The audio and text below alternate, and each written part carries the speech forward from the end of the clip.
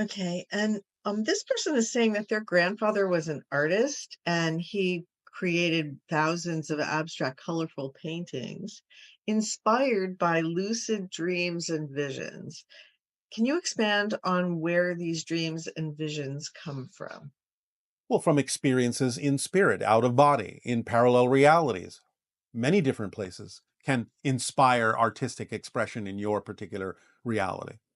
So, if he was experiencing lucid dreams and visions, he may have been tapping into experiences he was having when he was out of body, when he was asleep, and bringing back the memory in the form of a piece of art, an expressionist kind of view of the experience he had on another realm, in another reality, tapping into parallel lives, tapping into extraterrestrial lives, tapping into the oneness of all that is, tapping into many different kinds of things. This is common for artistic expression and people who are inclined to express it that way. When you see that where you have child prodigies, 3 years old, creating classical music, Yes, and they come from an artistic family or a musical family, yes. the genetics play a role in their ability? They can, yes, in making it a little easier for them to access. It's like having, shall we say, a more refined receiver in a radio kind of sense that picks up on more rarefied frequencies, more capable to pick up on those rarefied frequencies. So, yes, that can come with the body. It can make it easier for the child to access those particular frequencies that would give them those inspirations, that would give them that knowledge and allow them to download it and express it physically in that way. So, in the sense of that, the channel, Daryl, comes from a vocal family that has talent Yes, in the vocal area. Was that part of the genetic manifestation that was appropriate, or how did yes, that work? yes. The answer is yes. Artistic expression, vocal expression, different forms of communication were important in the genetic structure. The ability to tap into knowledge about communication, knowledge about the idea of languages, knowledge about the idea of vibrational frequencies, whether that be expressed vocally or artistically, doesn't matter. Really interesting.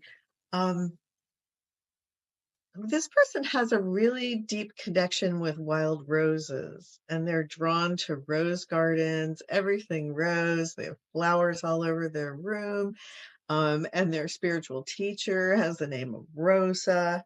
Yes. So they were wondering about creating a rose garden, and if you could guide them where the passion for roses actually comes from.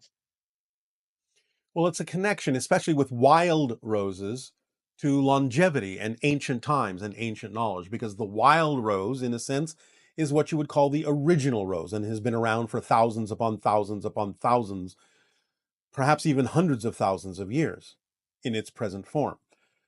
Everything else that you call a rose is usually hybridized off of that.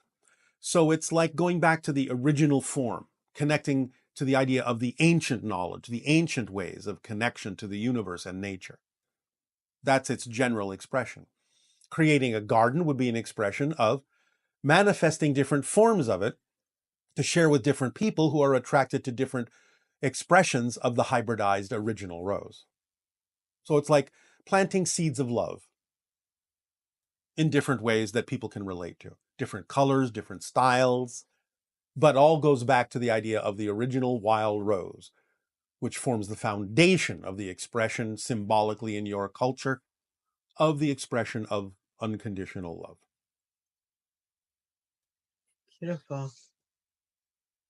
This person had a bad trip on magic mushrooms, where they became aware of the billions of frames per second, and each second felt like 1,000 years. Not sure yet why that's a bad trip, because it sounds like true insight into the nature and structure of how physical reality is created by your consciousness. So we're not sure why they are referring to it in the negative. He said he was terrified of the experience and eventually asked for a gun so that he could wake himself up.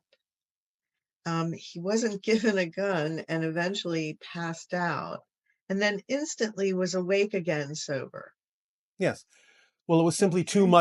simply too much overload for the physical mind to process at that particular moment. And he wished to go back into spirit where he knew he could process it, he could understand it. He prevented that from happening and simply rebooted himself, reset himself so he wouldn't have to have the overload experience. But he did experience the idea of the frame rate of physical reality that you create with your consciousness. It was just too much for that person at that moment. And so he blanked out, rebooted, reset himself. Is that similar to the idea that if we were to encounter beings of a significantly higher frequency than we operate at, that we could go into psychic shock, so to Yes, speak? but again, you have the protective mechanism of simply passing out, going unconscious. So you don't have to expose yourself to that vibration. So that might actually be the first reaction, is that you would faint. Ah, okay. Um, we got a lot of questions about following your excitement. Yes. Um, this one individual is saying that when they wake up in the morning, they don't feel excited or passionate about life. Instead, they kind of dread going to work. And All how right. do you and they want to know how they can, they start having more excitement as the day progresses. Yes. But they'd like to know a permission slip or some way that they could feel more excited and follow their passion immediately upon waking up instead of having to go into this autopilot thing. All right. Simple enough. First of all, remember that they've just had an adventure in spirit, and now they are focused back as their physical selves. So they're making a comparison that where they were in spirit is better than where they have come back to in the physical focus. They need to let that go. They need to remember they made a choice to be physical, to have physical experiences. And they were excited about making that choice because of what they would learn, how they would accelerate, how they would grow much faster in the physical experience than they would have in the spiritual one. So the idea is to remember that they made the choice to be here, and that was exciting. And they need to stop comparing the idea, which is something they have simply learned to do by being physical, that they were trained to do, by thinking that physical reality is less spiritual, less exciting than what they just experienced, whether they remembered or not, in the spirit realm as an adventure. So they have to stop making such a difference between physical and non physical reality. And they have to remember that they chose to be physical and that at the time they made that choice, it was very exciting. And if they stop making such a difference between physical and spiritual reality, they'll remember that excitement and be excited the moment that they wake up to continue the adventure in a different way. It's not a cessation of the adventure they were having in spirit, it's a continuation of the adventure. That's the permission slip. Nothing has been interrupted, nothing is stopped, nothing is less than, nothing is better than. It's a continuation of the adventure in different terms, in a different context. And they can be excited about that. And this person would like to know how they can follow their excitement to the best of their ability, refining the idea of what is the best of their ability.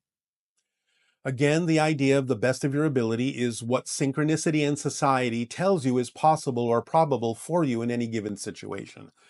If something seems again to prevent you from going down a certain path, then you're not able to do that at that moment for one reason or another, by not breaking either the rules of society or by paying attention to the fact that you may be experiencing red light synchronicity, saying this is not the path for you right now. Take another path that you are able to act on that's exciting for you. If they pay attention to those symbols and signs and recognize what they are able and not able to do within the parameters of society or synchronicity, then they will be less confused. They will simply look for the thing they are able to act on to the best they are able within the context of your culture and society and planet. And they will move wholeheartedly in that direction, knowing that it's connected to everything else, and that eventually they may be turned back around into the idea of the other thing they weren't able to do before, but now perhaps have the aptitude to do because of what they learned by going down a different path temporarily. So it's about opening up to the fact that all paths are going to lead you to where you need to be if you're willing to take the ones that present themselves to you and willing to pay attention to the ones that say, no, not now.